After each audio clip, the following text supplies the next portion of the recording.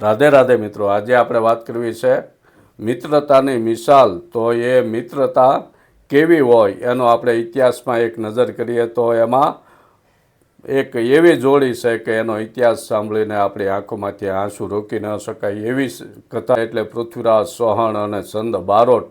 મિત્રો, જ્યારે મોહમ્મદ ઘોરીએ દગાથી અને પૃથ્વીરાજ ચૌહાણને બંદી બનાવી લીધા અને એમને સાંકળોની બેડીઓ પહેરાવીને એમના વતન અફઘાનિસ્તાનના ગઝનીમાં લઈ જવામાં આવ્યા અને તેના ઉપર એટલો અત્યાચાર ગુજારવામાં આવ્યો કે એ સાંભળીને આપણા રૂવાડા બેઠા થઈ જાય. એ ધગધગતા હરિયા કરીને પૃથ્વીરાજ ચૌહાણની બંને આંખોમાં ખોસીને એમની આંખો ફોડી નાખવામાં આવી, અંધ બનાવવામાં આવ્યા.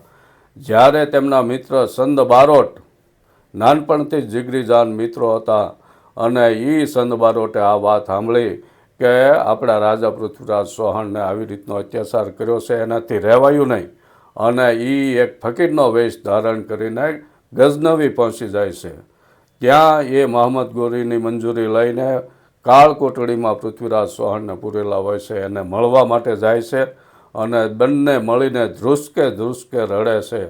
અને પછી સંત બારોટ પૃથ્વીરાજના કાનમાં વાત કરે છે કે મિત્ર, ભલે તું અંધ થયો, તારી આંખો ન રહી, પણ મારા શબ્દો તો હજી અમર છે, તું મૂંઝાતો નહીં. સંત બારોટે મોહમ્મદ ઘોરીને એક એવી રમત રમવા માટે, એવો ખેલ રમવા માટે મનાવ્યો. મારો રાજા ભલે અંધ રહ્યો, પણ એ શબ્દોના અવાજની ઉપર એનું નિશાન તાકી શકે છે. એ ધનુષ બાણ લઈને સંત બારોટ જ્યારે સામે આવે છે, સંત બારોટ એ વખતે જે બે પંક્તિ ગાય છે, એ બે પંક્તિ આપણા ભારતીયોના નસે નસમાં દોડે છે, અમર થઈ ગયેલી છે. એ બે પંક્તિઓ કે 4 બાંસ 24 ગજ, અષ્ટ અંગુલ પ્રમાણ, તા ઉપર સુલતાન હૈ મત સુકો ચૌહાણ.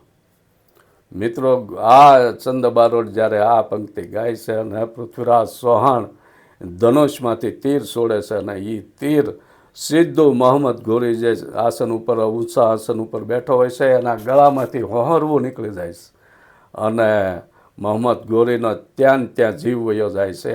હવે આ સંત બારોટને પૃથ્વીરાજ ચૌહાણ વિચારે છે કે હવે આની સેના આપણને જીવતા નહીં મૂકે. એ કટાર ખાઈને ત્યાં તેનો જીવ આપી દે છે. મિત્રો, આ મિત્રતા છે સાથે માટી માટે કુરબાન થઈ ગયા. મિત્રો, ગઝનવીમાં હાલ પણ તેઓની બેનની સમાધિ પાસે છે.